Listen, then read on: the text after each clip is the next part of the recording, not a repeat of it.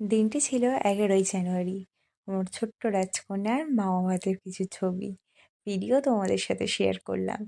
তো যেদিন আমার মাম্মাম আ তার মামাবাড়িতে ১ম বারের জন্য মামাভাত খেয়েছিল। মামাভাত মানে ভাত, অন্যের কিছু জিনিস ও মুখে তুলেছিল। তার আগেও মামাবাড়িতে গেছে, এমনি দুধ খেয়েছে। দুধ খেয়েছে মানে ওর ফর্মুলা মিল্ক যেটা সেটা খেয়েছে। আর জীবনে ১ম বারের মতো ভাত পেয়েছে মামাবাড়িতে ১১ জানুয়ারি। তোমরা হয়তো আমার আগের ভিডিও দেখলে জানতে পারবে যে মামামের ২৩শে ডিসেম্বর ওর অন্নপ্রাশনটা হয়েছিল। সেটা আমাদের বাড়িতে হয়েছিল, মানে আমার শ্বশুরবাড়িতে।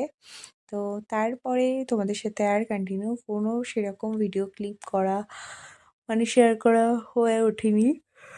তা দেখো, কথা বলতে বলতে আমার ঘুমও পেয়ে যাচ্ছে। তো সারাদিন একটা বাচ্চাকে নিয়ে সেভাবে আর পেরে ওঠা যায় না। আর তারপরে সারাদিন পরেই আমি ভয়েস ওভার দিচ্ছি, দিয়ে আ এই ভিডিওটা তোমাদের সামনে যেহেতু উপস্থাপনা করতে হবে তাই জন্য। তো যাই হোক, আ মাম্মামের অন্নপ্রাশনের পরে তোমাদের সাথে সেরকম আর কোনো ভিডিও শেয়ার করা হয়নি। তাই ভাবলাম এই ছোট, ছোট ভিডিও ক্লিপ দিয়ে একটা লং ভিডিও বানানোই যাক। তো তাই যেমন বললা তেমনি কাজ। তো তোমরা তো দেখতেই পাচ্ছ একে, একে সবাই মাম্মামদেরকে আশীর্বাদ করছে। ওর মিমিরাই আশীর্বাদ করছিল। তো তোমরা হয়তো ভাবছো যে এখানে মাম্মামের মুখে ভাত হচ্ছে না আরেকজন তাহলে কি করছে? তো ওটা মাম্মামের বড় মিমির আর বড় দিদি মানে বড় মিমির মেয়ে, মানে বড়দি ভাই। তো ও মাম্মামের মতো বয়সে বা মানে আমার বাপের বাড়িতে মামাভাত খেয়েছে। কিন্তু উম যেহেতু ও তখন কিছু বুঝতো না, এখন বুনু খাচ্ছে। আর ও যেহেতু ছোট, বাচ্চাদের মন বুঝতেই পারো, যাতে ওর মনে কোনো চাপ না পড়ে, তাই ওকেও বোনের সাথে আবার নতুনভাবে মামাভাত দেওয়া হয়েছিল। বিষয়টাতে কিন্তু আমার মাম্মাম কিছু বুঝতে পারেনি। কিন্তু আমার বড় মাম্মাম আ এই বিষয়টা খুব এনজয় করেছে।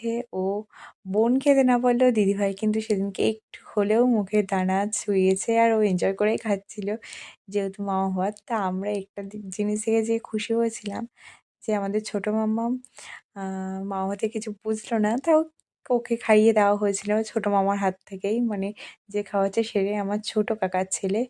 আ বলতে গেলে আমরা আমাদের বাপের বাড়িতে জয়েন্ট ফ্যামিলি। আমরা ৫ বোন আর ৩ দাদা। মানে ৩ দাদা মানে ২ দাদা আর ১ ভাই। তো আমাদের ছোট্ট ভাই আমার মাম্মামকে খাইয়ে দিচ্ছিল। তো আমার ছোট কাকার ছেলে। আর পাশে আমার বড়দাও বসেছিল বড় মাম্মামকে নিয়ে। তো যাই হোক, আমি আস্তে, আস্তে ব্লগগুলো কন্টিনিউ দেওয়ার চেষ্টা করব তোমাদের সামনে। আর তোমরাও আমার চ্যানেলটা অনেক, অনেক করে